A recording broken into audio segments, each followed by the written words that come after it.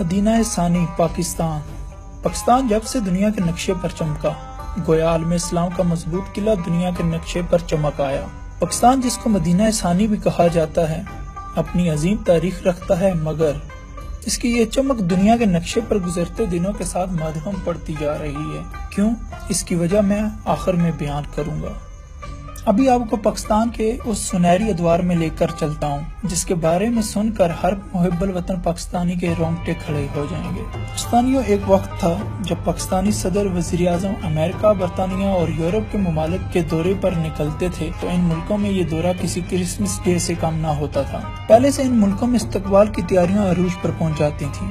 جیسے آج کل امریکن صدر اگر پاکستان آئے تو جو حالات ہوتے ہیں، ملکوں کے سربراہان خود پاکستانی سربراہ کا استقبال کرنے ٹائم سے پہلے ایئرپورٹ پر پہنچ جایا کرتے تھے۔ یہ وہ دور تھا جس میں پاکستان کو ایشیا کا ٹائیگر کہا جاتا تھا۔ پاکستان ایشیا میں سب سے تیزی سے ترقی کر رہا تھا۔ اس دور میں اس وقت کے صدر جنرل ایوب خان کا ذکر کرتے ہیں۔ جنرل ایوب خان کے امریکہ کے دورے پر تاریخی استقبال کے بارے میں بھی آپ نے سنا ہوگا۔ یوٹیوب پر بے شمار ویڈیوز بھی آپ نے دیکھی ہوں گی، مگر میں آپ کو ایک جھلک سعودی عرب کے دورے کی دلواتا ہوں۔ جنرل ایوب خان 4 روزہ دورے پر سعودی عرب روانہ ہوئے۔ سعودی عرب کے دورے پر پاکستانی جنرل کا جو استقبال ہوا، اس پر دنیا کی آنکھیں کھلی کی کھلی رہ گئیں۔ انٹرنیشنل میڈیا کی تمام نظریں اس طرف متوجہ ہوئیں۔ سعودی عوام کو جب جنرل ایوب خان کے آنے کی خبر ملی تو پاکستانی صدر اور پاکستانی عوام سے محبت کی خاطر سعودی عوام کی کثیر تعداد سڑکوں پر نکل آئی۔ 4 روزہ دورے پر جنرل صاحب جہاں بھی جاتے، سعودی عوام کا یہ سیلاب وہیں امڑ آتا۔ پاکستان اور جنرل صاحب کے حق میں شدید نعرے بازی کی جاتی۔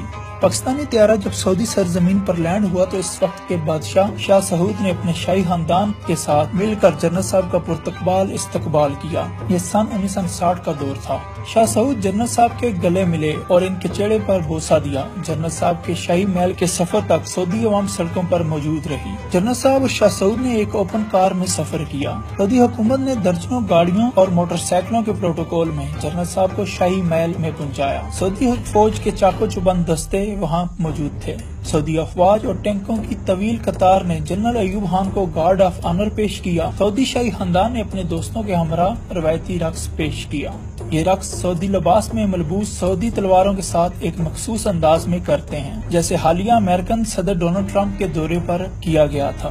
رقص کے دوران ہی شاہ سعود اٹھے اور تلوار ہاتھ میں لے کر نوجوانوں کے ساتھ شریک ہو گئے۔ یہ ان کا پاکستان اور پاکستانی صدر کے لیے محبت کا اظہار تھا۔ مسجد نبوی، گنبد خضرا کی زیارت کے لیے جنرل صاحب مدینہ منورہ جب پہنچے تو وہاں کے شہری سڑکوں پر نکل آئے۔ بچے، بوڑھے، مرد، عورتیں سب جنرل صاحب کے استقبال کے لیے سڑک پر آ گئے۔ تب جنرل صاحب نے اپنے مخصوص فوجی انداز میں مدینہ کے شہریوں کو سلیوٹ کر کے ان کو خراج تحسین پیش کیا۔ جنرل صاحب جنت البقیع بھی گئے۔ فاتحہ خوانے کی حرم شریف میں عمرہ کے ادائیگی کے دوران بھی شہریوں کی بڑی تعداد جمع رہی۔ آپ نے حجر اسود کو بوسہ دیا۔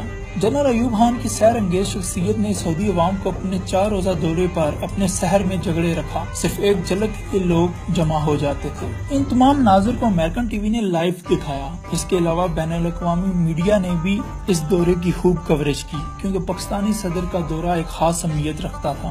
مگر ایسا کیوں ہوا؟ تو جواب ہے غیرت مندی، خود اعتمادی، ایمانداری، ملک سے بے پناہ محبت، سچا اور مخلص ہونا، جو اس وقت جنرل ایوب خان کے اندر تھا۔ آج حالات دیکھ لیں اپنے پیارے پاکستان کے اور ان کے حکمرانوں کے غیر ملکی دوروں پر ملنے والی عزت کو، کیونکہ ان لوگوں کے اپنے بینک اکاؤنٹ کو بڑھانے کے چکر میں پاکستان کا وقار، عزت داؤ پر لگا۔ ان کرپٹ حکمرانوں کا اتنا قصور نہیں جتنا ہماری عوام کا ہے۔ اپنے ملک کے وقار کو داؤ پر لگانے کے ذمہ دار ہم بھی تو ہیں، جو ان نالائقوں کو اپنے اوپر مسلط کر کے بیٹھ گئے ہیں۔